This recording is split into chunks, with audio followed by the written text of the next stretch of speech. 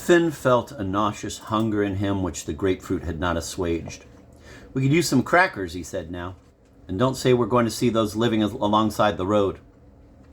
And don't say we're going to see those living alongside this road." But suddenly, like a bird who could bring about half-hemispheric sleep, Lily was in a snore that seemed to emanate from deep inside. Her jaw was twisted to reveal her teeth, her mouth continued its widening like meat on a spit, her limbs in a swastika like a marionette's. Which parts of the spasming body really belonged with the body? Cubism was right, the shroud had slid, and his shirt on her was now hiked up, and her ribs resembled the slats of Venetian blinds behind the translucent voile of her skin. How could this be the woman he loved? And yet it was. "Ritz, maybe," said Finn to keep himself driving. "The salt and malt, that's what gives them their je ne sais quoi."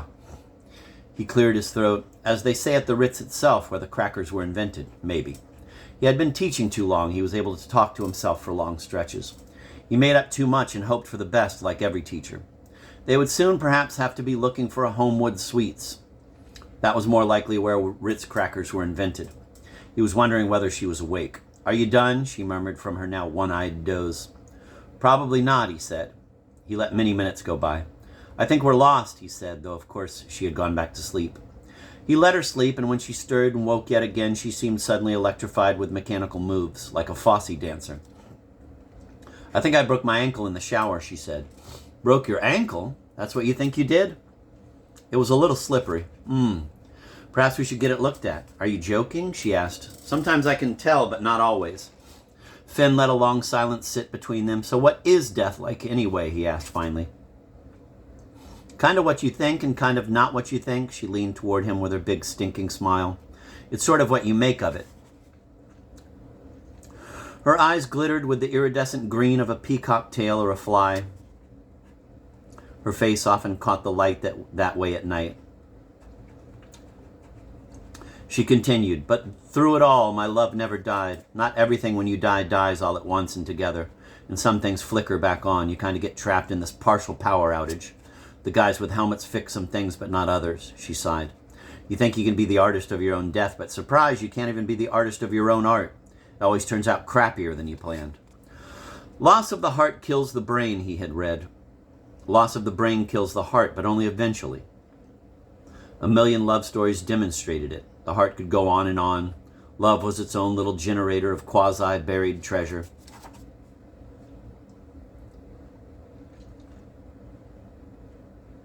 "Did you bring any weed?" asked Lily. "It hurts a little, the deadness coming back to life." "You're the second person this week who has asked me if I have weed. So you don't? I'm a high school teacher, or used to be. Does that mean you did bring some or didn't?" "Nada." Maybe when we next stop somewhere for gas, you can get me a cigar. I would like a cigar sticking between my teeth as I talk." This was the nutty part of Lily that would never die. Of course, it was all the nutty part. The only reason they had ever been able to have a relationship was that although flashes of love and hate would fly up and spontaneously ignite them, he was the only one in her life who never said, "You sound insane." "It's a look," he said, shrugging. Or he would have shrugged, but her head was against his shoulder.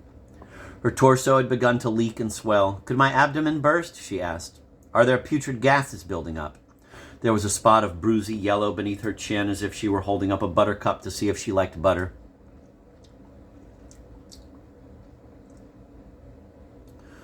But without the buttercup. "Let's just keep driving, and then we'll find a place and get out and rest."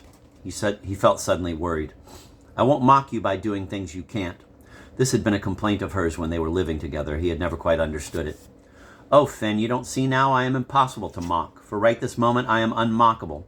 All my efforts at disguise will briefly prevail, for me, in my mind." She swatted 2 blowflies away, then opened the window to the breeze, so the breeze would take the fruit ones. "Okay," he said, not understanding. A dreamlike feeling had taken hold. Everything they passed, they seemed to have passed before, but not really. Perhaps God's continuity staff was on break. Occasionally it seemed they were just spiraling around, wearing mismatched clothes, hair parted on one side and then a moment later on the other with no wind or combing. They seemed generally to be passing the same sights over and over, though nothing was exactly the same, just mostly. Darkened fields with unreadable signs streaked by them on either side. The days, separate and named, seemed to be no longer arriving. He and Lily were between and among the hours and days rather than in them. The road ran on with its rough sections and moods and daft coordinates. Believe it or not, the kind of tiredness I feel is not that different from the tiredness I felt when I was alive. You're not alive? He tried to arrange his face in mock surprise. What would happen to them being this long in each other's company? Could it manage to be the same company it always had been? Was she saying she had always been a little dead, especially at the end of their relationship? You know what I mean, the kind of tiredness that sorrows your mind and pulls your head right down, and you see that the pointlessness that spreads out before you has no path. Pointlessness has to have a path running through it, one that you can find and see, at least a little, or you are doomed. She paused. Some animals don't make it through climate change. He had always had difficulty with some of her monologues, but tried hard to understand her. Moments of intense discovery are emotional for scientists, he had read recently.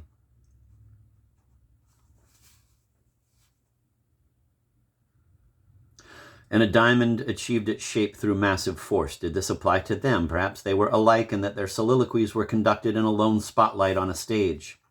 Like everyone's. Theater being the final retreat of the secretive. The house lights completely dark, so who knew who was sitting out there? The house lights completely dark, so who knew who was sitting out there, if anyone was at all? But why Jack, of all people, he asked now. Startling himself, the name stabbed at him as ever. Why? He had brought the conversation down to a smudgier level. You're not being that nice to me, she said. She was fragrant, a whiff of truffle and marsh. It moved him. Forgive me, said Finn, but as I drive along this highway with trucks passing me, then me passing them, I've yet to achieve overview as to who we were to each other. We were each other to each other. Not everyone can say that. No, it's kind of a tongue twister. The part of her that avoided madness dragged in aspects of showmanship instead. There had always been something fraudulent in her happiness, and then she ignited the theatricality even in unhappiness. You were always performing, he added.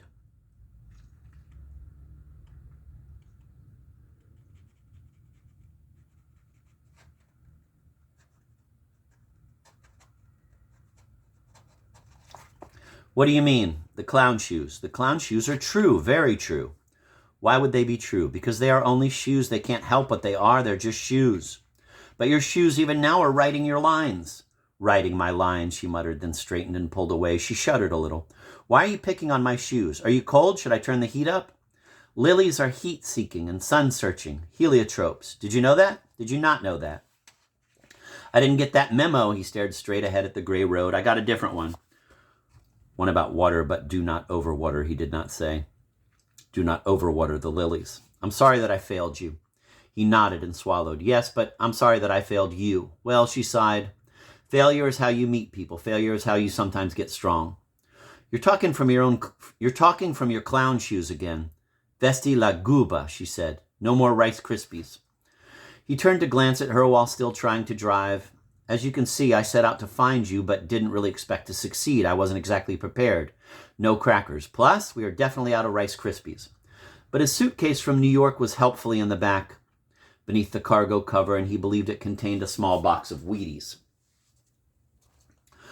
Her silence was a mix of familiarity and apprehension. He cleared his throat. Are you ghosting me? He supposed he was making a joke. No joke was beneath him, but in fact, she had ghosted him many times in their years together. He responded by alternately ghosting her back and then sending begging texts. It was inconsistent and ineffective and very true to his own self. To thine own self be true. They passed a large billboard that read, God bless you, as if someone had sneezed. They crossed the Tennessee River once, then twice. Were they about to cross it again? The river's turns were akin to a paperclip's. He had always admired paperclips, a twisted coupling made practical. And he often wondered who had invented them and whether the inventor had made a fortune. I'm going to reread that because I was thinking of something else while I read it. They passed a large billboard that read, God bless you, as if someone had sneezed. They crossed the Tennessee River once, then twice. Were they about to cross it again?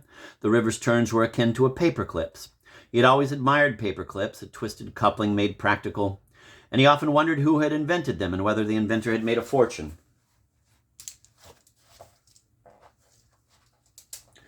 Where are we? She asked. We're in a lull. The roadside that in spring would have been bejeweled with lupine and in summer with larkspur was now just half dead, approximate prairie and mountain pine.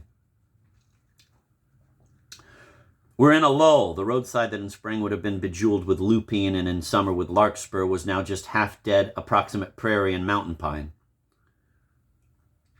Daylight savings time can be confusing.